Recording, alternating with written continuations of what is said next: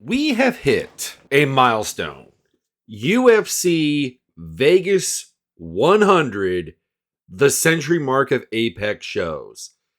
And if you thought the UFC was going to do, I don't know, anything with that milestone, you would be wrong, because this card is pretty damn bad. I'm not saying that there are not fighters I'm very, very interested in on this card.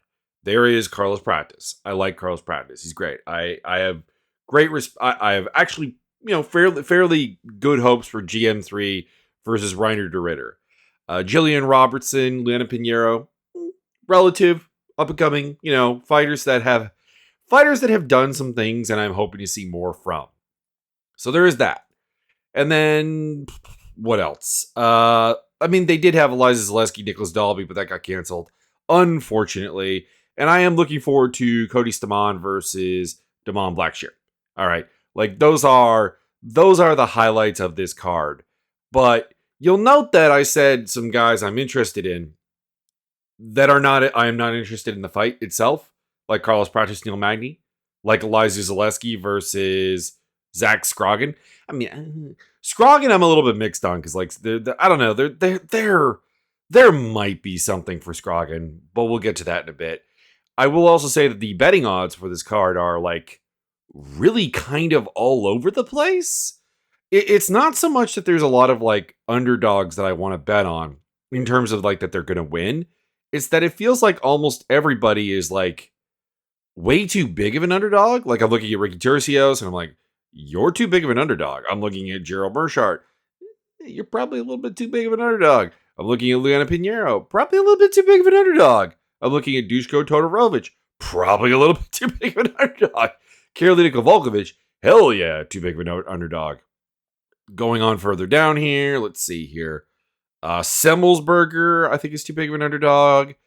I think Jacoli and Gore should just be even money, but that's basically it. And I think Melissa Mullins is also a little bit too big of a favorite in her fight against. I honestly don't have the pronunciation of her opponent's name down pat. I watched some fights, and there were some different pronunciations bandied about. What can I say? I do want to quickly refresh the card here, just in case something got canceled while I was waiting for this. Nope. We've lost Cody Garbrandt versus Miles Jones. We've lost Melissa Mullins versus Montserrat Rendon, and we have a replacement. And we've lost Nicholas Dalby versus Eliza Zaleski, and we have a replacement too. So 2 short notice fights on the card. And the usual on gambling here. I'm going to be talking about gambling. I already did, actually. I talked about underdogs. We talk about odds. We talk about what I'm going to bet on. And I'm going to be talking about the nature of who's going to win. And you can use that for betting. But remember, bet responsibly. This is not a path to financial freedom. MMA is a far too chaotic sport. Between the small gloves, the very wide variety of techniques at play, it's just not a sport that you can break down and be like, you know what? I'm comfortable throwing down 50 G's on that fight. You really should not. If you're Dana White rich, go ahead. But for the rest of us, no. There you go. That's my betting ramble. I will talk about real quick here. There is some talk with Andy Foster about overriding the John Jones disqualification loss to Matt Hamill from years and years ago, because the strikes that he landed would now be legal with the new 12-6 rules. Now, to be clear, I've always looked at the John Jones loss to Hamill as nothing. He is functionally an undefeated fighter. You can't, no one who's watched the Hamill fight is going to be like, oh, I saw something there that actually, wasn't John Jones crushing Matt Hamill. That's just not on the cards. That being said, it officially is a loss, and it should continue to be a loss. Changing a rule after the fact that literally impacts what is legal in a fight should not make that suddenly a win. Now, if you do want to give some wins back, you want to actually have some restorative justice, restore the wins of the guys who tested positive for weed. Now that Nevada and like California both have finally given up on the crusade against fighters being, toking up a week before the fight. Do that. I'd be fine with that, because that was always BS, and people would be like, well, isn't that a rule change? Yeah, but it's a rule change on fighter prep, which is a very, very different thing. There is no way that, like, for example, you go into a fight with Nick Diaz and he's stoned, and you have a different game plan or different expectations for what he is going to do in there. Nothing he is doing in the cage has changed.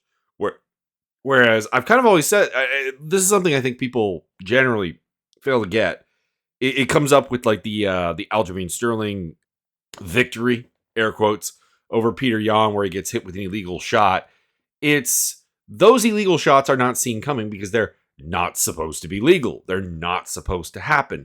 And that does include with the 12-6 elbows that John Jones hit Matt Hamill with.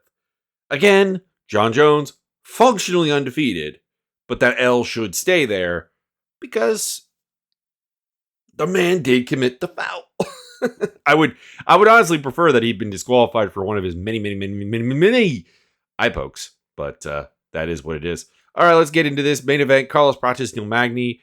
And I'm gonna actually throw in the co-main event here with Ricky Turcios versus Bernardo Sopai, because the fights are very, very different. Don't get me wrong, but the concepts are very much on the table in terms of like being very similar. I have no idea why Sopai is in the co-main event. He has 0 UFC wins, and he is fighting Ricky Turcios, who I want to say is like 500 in the UFC. Am I wrong? Let's see here. Ricky Turcios beat Brady. Yeah. 2-2. Beat Brady Heastan and Kevin Natividad. Lost to Ayman Zahabi and Raul Rosas Jr. These fights are very, very similar in the sense that I'm picking Sopai and Prates to essentially win a fight IQ test, because Magny and Turcios are kind of very similar in the sense that they are tall and long for their respective weight classes. Magny is 6'3", 80-inch reach at 170, which I think is probably the longest reach in the UFC. Hang on a sec. I have a little cheat sheet here for creating fighters in the fight simulator. Hang on. What is the longest reach I have on file for a welter? 81. Okay, so Kevin Holland at 81 inches and Phil Rowe at 80.5 are theoretically longer than Neil Magny. So Neil Magny is about the third longest mainstay, semi-ranked, long-term UFC veteran welterweight. There you go. And Ricky Turcios, not quite as impressive, but he is 5'9", 71-inch reach at 135 pounds, which is still very, very tall and long. Now, both of them are not what I would call good range strikers. Neil Magny does have like some trickiness with like a double jab and like a jab in general. But the thing is that they both feel very uncomfortable to stand at range with. They generally get away with making people make bad decisions because it's mentally taxing to be hit at a range that you cannot respond at.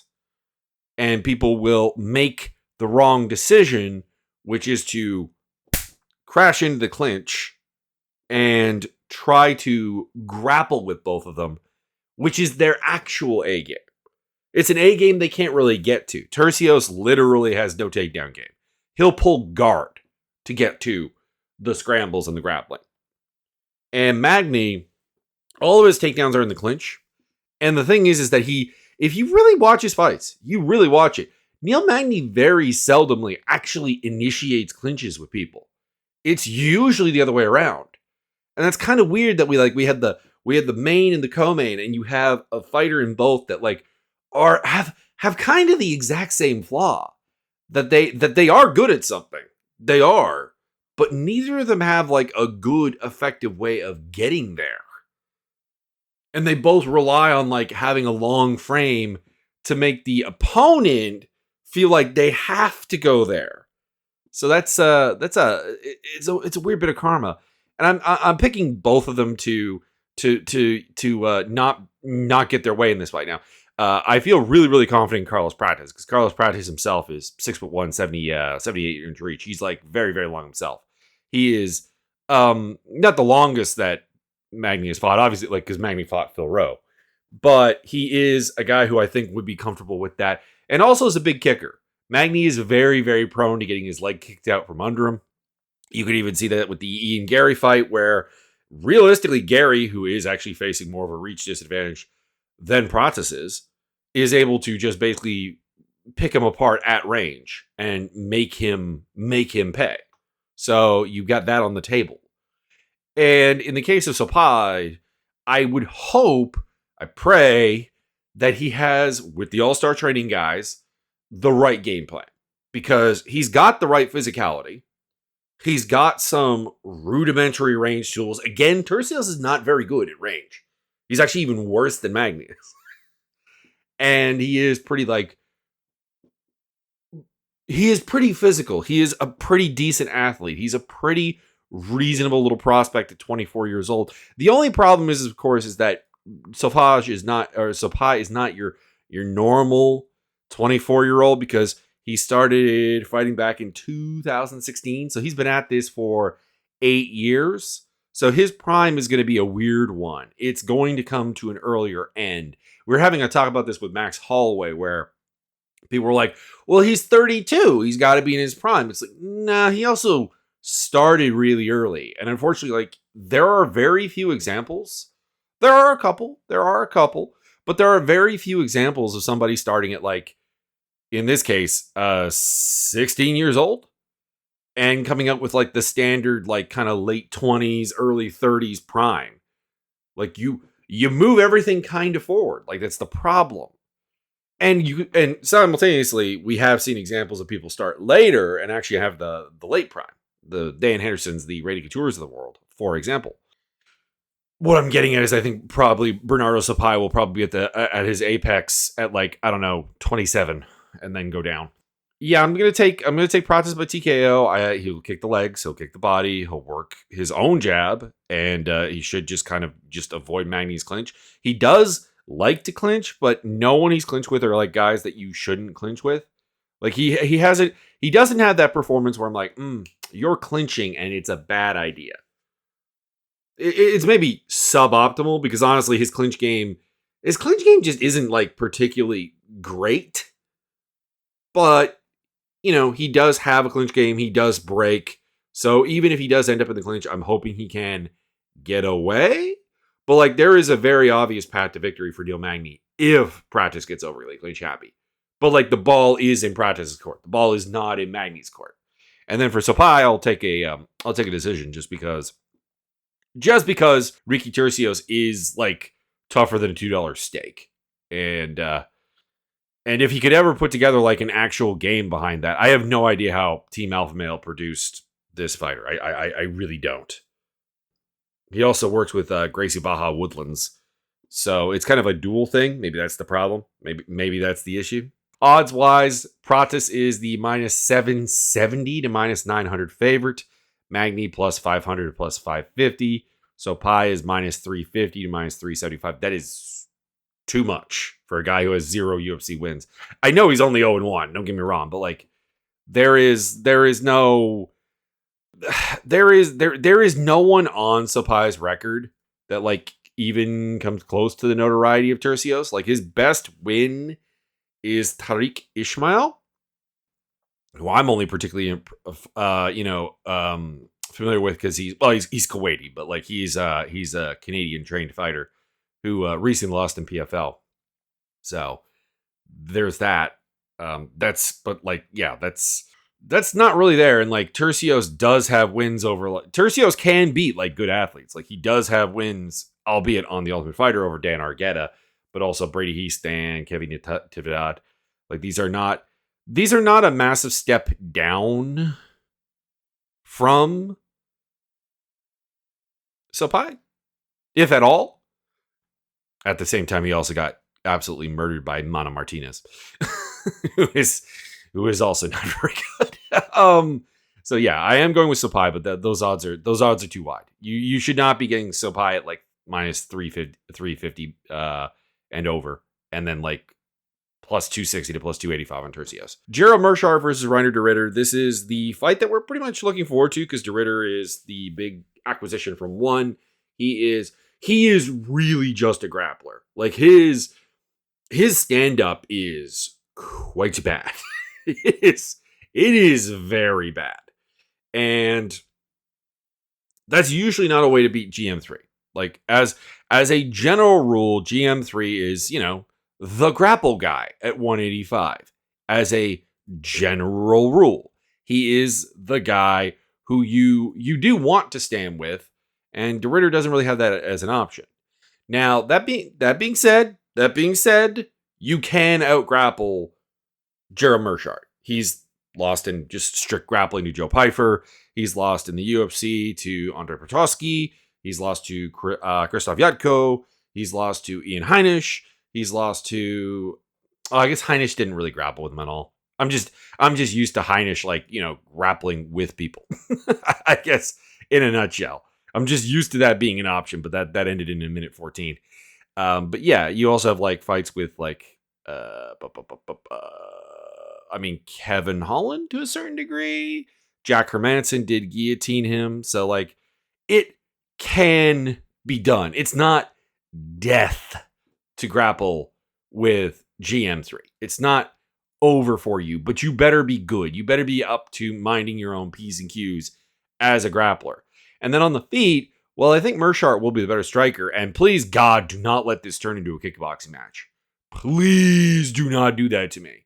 But I foresee de Ridder being able to get this fight to the ground because GM3 doesn't really have a way of avoiding getting to the ground. And I have de Ridder being the slightly better grappler in the ways that matter. Because ironically, I think de Ridder's game is going to suffer in ways that GM3 doesn't.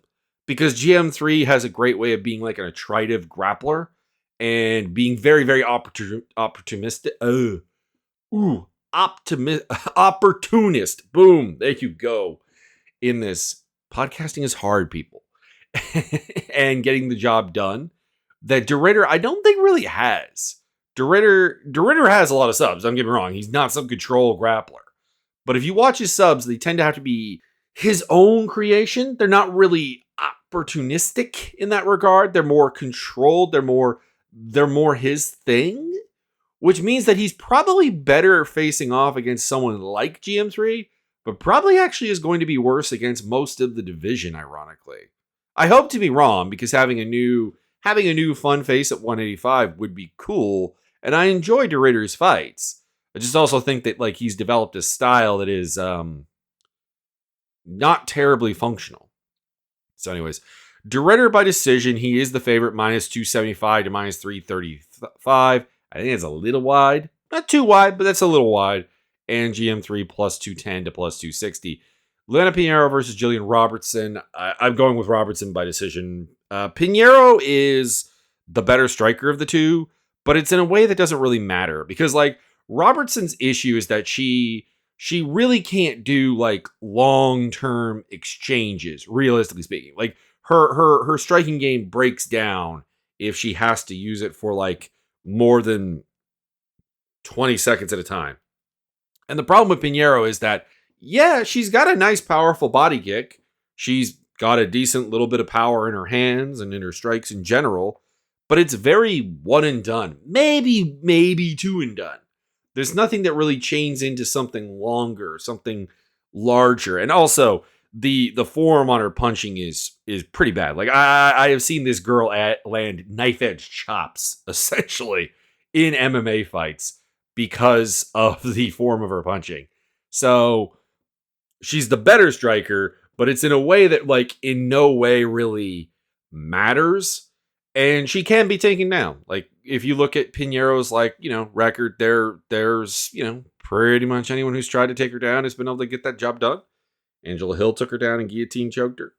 Michelle Waterson Gomez even managed to take her down. It's not great. It's not good. Her signature wins are the Ghost of Waterson and Sam Hughes. So, and I guess the DQ win over Randa Marcos.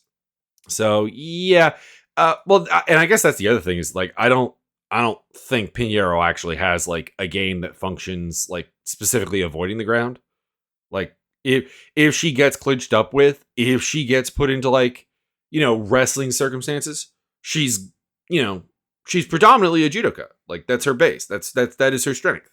She's not going to back down from that. I don't think. So Robertson, I think, will get the takedowns. Robertson on the ground, I've crapped on her striking, but Robertson on the ground is an aggressive sub hunter who still actually has control and works ground and pound. Like she is probably the most complete grappler in the division. Like to be clear, like Mackenzie Dern is a better grappler in terms of pure BJJ. Amanda Lemos is probably more dangerous in terms of like lethality and the ability to like, finish a fight in a blink of an eye on the ground over Robertson. But in terms of like being able to do everything that you want from a grappler in MMA, the scrambles, the control, the ground and pound, the sub hunting, I really do actually kind of think Robertson is probably like the better like total package. Not the best at anything individually, but the sort of person who ranks like very, very high in every sort of aspect of that game. I pickered out grapple Pinheiro. Pinheiro obviously can be submitted. She got guillotined by Angela Hill, but I'm going to pay her the respect that I think is due and say that she gets it to the end mark here and loses her first decision ever. Actually, that's weird that she's never lost a decision. Anyways, odds. Robertson minus 350 to minus 440. That's a little bit wide. Plus 260 to plus 310. And I say wide. People will sometimes push back at this. Well, if they're going to win, they're going to win. It's like, yeah, but betting odds are meant to like kind of like be like a representation of what if we did this fight like 100 times. Obviously, that means that like there is a difference between like a plus 300 fight and a plus 600 fight. Mansur Abdul-Malik versus Dushko Todorovic. I have some concerns about Abdul-Malik. He hasn't beaten anyone particularly good, even his contender series fight against Wes Schultz.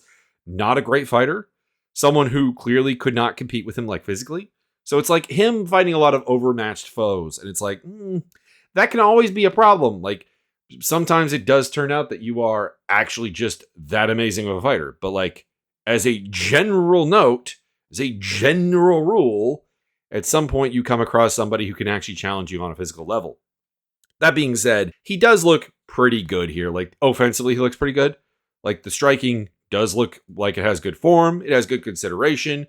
It builds into combinations. Obviously, he can wrestle. His top game is quite nasty. Dude does have the ground and pound to, make a real difference, to make a statement in a fight. Defensively, a little bit lacking. The hands are a little bit low. Yes, he does move the head. He does have some defensive footwork, but there are some athlete things there. There are some things that are like, I'm just not getting, I'm getting away with some things, and somebody at some point is going to maybe make me pay a little bit. But that being said, he is 6'2" and 80-inch reach. So like that's probably the other thing is we're just talking about reach insulation. Anyways, I was like kind of gearing up to like a Todorovic pick there. You probably thought, no, I'm not picking Todorovic. Todorovic's issue is that he comes from the Serbian regional scene, which is very, very much developing. And Todorovic developed like this kind of like high physical acumen game where like he would just kind of bully people. Somehow got a win over Michel Pereira with it. Still weird as all heck. But like his defense is a blank slate. Like if I was worried about Mansur's defense, I am condemnatory towards Todorovic's. Like the dude really does just kind of stick his chin out there. And unless you're going to be Chris Lieben with a head made of complete cement, you're gonna pay for that. You're going to get kind of wrecked. You're gonna get knocked out by Christian Leroy Duncan, by Chidi Njokwani, by Punhela Soriano, and I'm still to this day stunned that Gregory Rodriguez did not knock him out. Like that is the weirdest thing about Todorovic's UFC run is that the best fighter he's fought didn't finish him. Like that, it's weird. You get finished by Punahele Soriano, but you not get finished by Gregory Rodriguez. What is this? Anyways, You could guess that I'm picking Abdul-Malik by TKO here. He's a minus 375 to minus 400 favorite. Todorovic plus 280 to plus 310.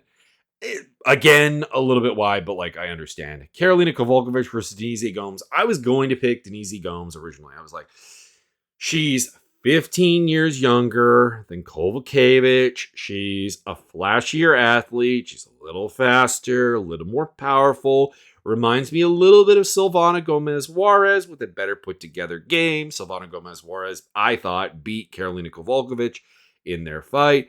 This should be kind of easy. And then I'm like, you know what? I saw the odds, which is Gomez at minus 480 to minus 550 and Kowalkiewicz at plus 350 to plus 410. And I'm like, you know what? That's disrespectful. It's disrespectful. Gomez's game is not really all that functional. Like, she has 2 really cool knockouts in the UFC. So I get like why people are thinking she's like a huge puncher, and we need to respect that.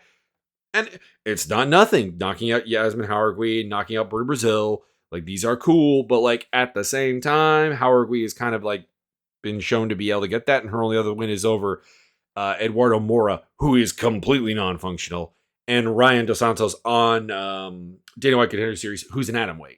And she got out-wrestled by Angela Hill and by Luma Lukbumbe. So, you know what? I'm going to go with Kowalkiewicz to make this messy, get in close, make it a clinch fight, make it a takedown fight, use your grappling acumen. I know you're 39 years old, and I've not been really all that convinced by this 4-fight winning streak that happened before losing to Yasmin Lucindo, because, like I said, I thought Gomez Juarez, won, and I thought she should have retired when she beat Herrig, because Herrig retired. And then Vanessa Demopoulos and Diana Belbita are just stylistic dead ends against her. And even Belbita and her had to go fairly close. Watching that Belbita fight back was it was concerning. It was concerning. Watching Kowalkiewicz go 0-for-4 in the on takedowns in the second round. But no, I'm going with her. She's the underdog. It's disrespectful to a veteran to put Gomes, of all people, as a minus 550 favorite.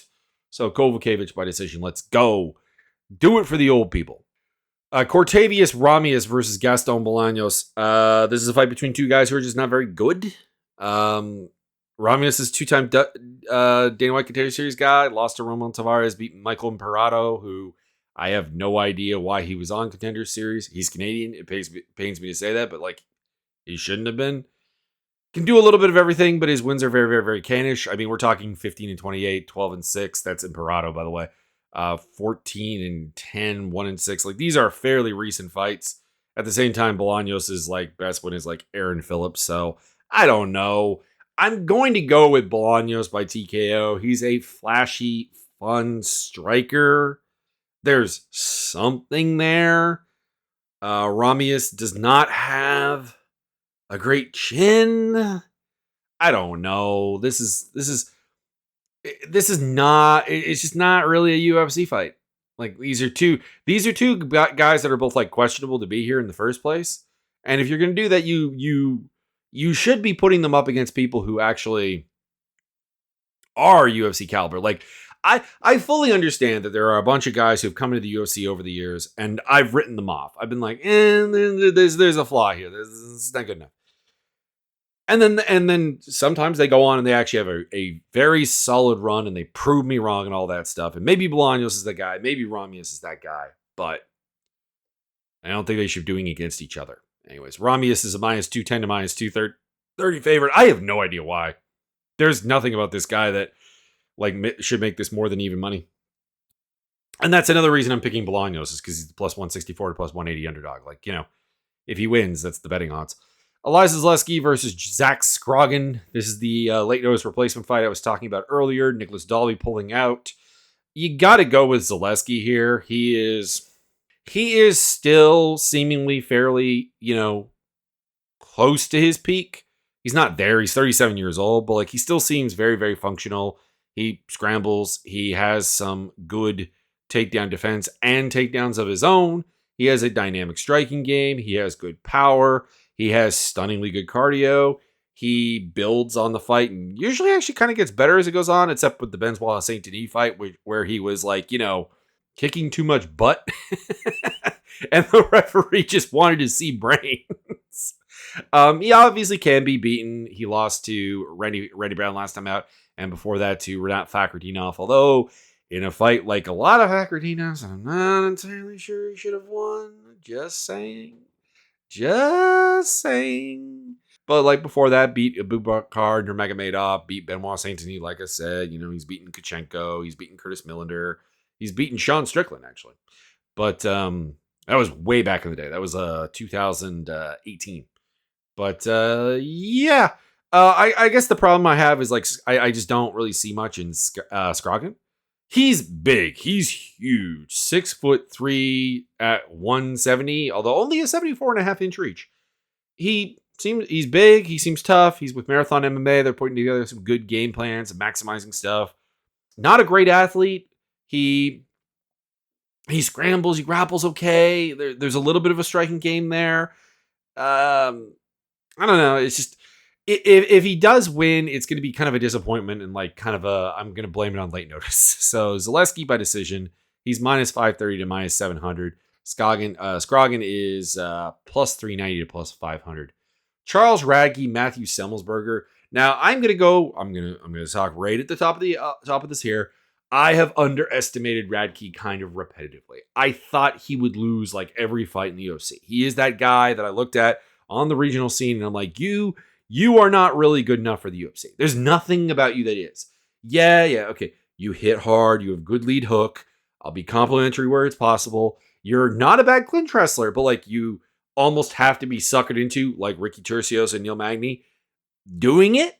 Like the best part of your game is something you don't actually want to do, which is a bit weird because I think he has some serious sexuality insecurities. I'm just saying he very, very, very much kind of like played the anti-gay card kind of heavily and then apologized for it.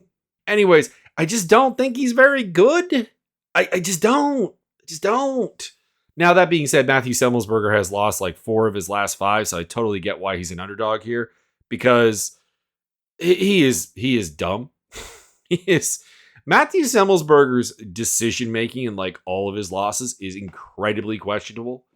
Like there are moments where it's like, there is like one thing you shouldn't do and you're going to do it. You're going to do it. And yeah, the only thing I would say here is that the guys who have beaten him just don't really resemble Semmelsberger or Radke, pardon me. Like Chaos Williams is a much higher paced fighter, longer, taller, bigger guy, like one of the bigger welterweights, whereas like Radke is a bit of a fire hydrant.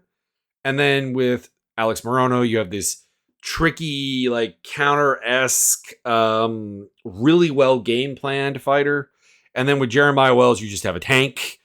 And then with Uros Medic, well, for one thing, Medic was losing up until knocking out Semmelsberger, which I guess is something Radke could totally replicate. And then Preston Parsons is predominantly like a pressure wrestler. So like they're not really his guy. Now, again, the fight IQ could come into play. There's not a specific like position he needs to avoid with Semmelsberger or with Radke, but I could totally see him just walking into that lead hook over and over and over again and getting cracked like Gilbert Urbina did. I'm going to go with Semmelsberger. He has a reach advantage. He has a height advantage. He's a little bit more naturally sized for this weight class. Radke is 5'7". Is that right? Did I write that down right? Is he 5'7"? If so, he's like the shortest welterweight on the roster. Hang on. 5'9". Okay, I do have that written down wrong. I was like, I'm pretty sure he's like 5'9". I don't think he's 5'7". Anyways, yeah, I'm going with Semmelsberger. If I end up being wrong, fine, whatever. Semmelsberger has let me down before. Radke has surprised me before. It is what it is. Radke's minus 157 to minus 172. Semmelsberger's plus 125 to plus 140. It is a fight. It might be relatively entertaining. Anyway, Semmelsberger by decision. Last fight I'm actually looking forward to is Cody Stamann versus Damon Blackshear. It's a fun one. I like both fighters. They're both like really good guys who fit really nicely into this 135 division. Staman is your very, very dictionary picture wrestle boxer where there's a lack of dynamic element to him. Everything is a little bit obvious, a little bit repetitive, but like very technically sound. And like his other problem is he's 5'6" with a 64.5-inch reach. He is 8 inches of reach less than Blackshear, while also being 4 inches shorter. You know, that's obviously a thing that's going to limit him. That kind of forces him to it forces him off of a lot of like what he does well, like because his best elements are like this like patient counterpunching game that like he just doesn't have the frame to actually use. So there you go. Blackshear is a not particularly good striker. Like it is very not textbook, but his height does insulate him fairly well. Like there is a jab there. There is a super long frame. Like again, at 5'10", 72 inches. Let's see here. Who is the highest weight class guy that he has a longer reach than on this card? Like Elizu Zaleski has 0.8 inches of reach on him. He fights at 170, 35 pounds up. And looking further up, is there anybody else? Dushko Todorovic has only got like 2 inches on him, and he fights at 185. Yeah, we were talking about Ricky Tercios earlier having a long reach. Like, yeah, Blackshear is even longer. Blackshear is also a fantastic grappler. That's the key thing, is that I don't see how this fight doesn't hit the ground. And I think Blackshear is the better like offensive submission artist and also a very good scrambler and a guy who has the physical gifts to possibly pacify Staman to a certain degree. I have him winning by decision just because there's nothing to submit on Cody. There's no, you know, the advantage of his build is like there's no limbs really to work with. Has he ever he does have a sub loss. Sulo stretch to Aljamain Sterling, which given that we have seen a twister from Blackshear, I guess is on the table. And a guillotine to Saeed Nurmagomedov. And that's all for the UFC. I wonder if he got submitted on the regional scene. Oh, he only lost once on the regional scene. For some reason, I was thinking he had like 2 or 3 losses on the regional scene. Nope. He lost to a guy named Lawrence Dingillo in his 8th fight, who is not very good. And lost to Sean Santella, who is not very good. And Scott Heckman, who's not very good. Anyways. Enough of that side note. The last 2 fights here are like, odds. Blackshear is minus 275 to minus 300. Stamen is plus 210 to plus 230. The last 2 fights are kind of just like coin flip, like kind of garbage, honestly. And I say, I like Trayshawn Gore and I like Melissa Mullins. Don't get me wrong. Gore is somebody who I think if he had taken MMA seriously instead of having 12 fights, including AM and Tough in 10 years, might have developed into something. Like he has the raw physical abilities, like the explosiveness, the power, the speed, etc. He's got all that. He's got a decent guillotine choke, but like he's fighting Antonio Tricoli, who's just big, and that's it. 6'5", 80-inch reach at 185 is like, it's huge, but he's just big. he's just probably cutting an obscene amount of weight. Gore by submission, I guess he's minus 165 to minus 192. Tricoli plus 140 to plus 148. It's just kind of a garbage fight. And then Mullins versus Claudia Segula. I actually went to school with a Claudia Segula. I wonder. I wondered nothing. Her family was from Poland, but she was not from Poland herself. Obviously, not the same person. There are many, many, many years between them. Segula is hard to judge. She's had a couple of fights since her debut loss to Carolina Sobek by scarf choke. Sobek's a weird kind of like grab bag grappler, kind of a female Alexei Olenek. So I'm not going to hold that really against her. But the problem is that regional 135 is like terrible. I was watching the Invicta fight card the other night, and I saw a 135 fight, and like you realize that these girls are they're just bad. There might be like potential in them or whatever, but it was it was hang on. I will find the fighter in question. I'm blanking on the name. See, Emily Ducote was in the main event. Give me Emily Ducote. Give me Invicta 58. Here we go. It was the Zarina Turi versus Joy Pendel fight. And it was very obvious that Pendel, because she's big, and this was a featherweight fight, not a 135, but the dynamic applies to both weight classes. That she's big, she just gets away with like not being very good at anything, probably in the gym, like repetitively, because her sparring partners just don't actually, make it obvious that she's not just like physical. And that's the vibe I get from Segula, is that that every fighter she's had has just been kind of overmatched by her. Like, she even had a competitive fight with Berna Cardoza, who's like an okay fighter, but is a flyweight. Whereas Mullins at least does have like some things to her name. Like, she did beat Daria Zheleznikova and Irina Alekseeva, who are, both women who have won UFC fights. And her loss to Nora Cornolle is against someone who's like legitimately quite good. The problem with Mullins' game is that the best part of it is a top game with active ground and pound and no takedowns to really get there. Like, it's kind of ironic. We come full circle. We started with Neil Magny, guy whose best part of his game is something that he kind of needs the other person to initiate. And Mullins is kind of in the same book. Her best moments are when other people take her down and she scrambles to top position and she shows that scrambling game and that ability to take top game. The thing is that there is something about her that does function at a UFC level. She does have UFC caliber wins, and Segula does not. So I am going to go with Mullins, but it is not going to surprise me if Segula, who has, a little bit of a boxing background, a little bit of a bare knuckle background, actually has the better stand-up of the two and just has the physicality to not go to the ground with Mullins. Like, it's on the table. But I'm going to go with Mullins by decision. Mullins is minus 250 to minus 275. Segula is plus 195 to plus 210. I think that's too wide. But at the same time, I do get it. Like, the problem is that like I can't really picture what a Segula win looks like, because her wins tend to be just, oh, she hit that girl really, really hard and either finished her, or they went to decision, but the opponent really couldn't fight back in any real like way.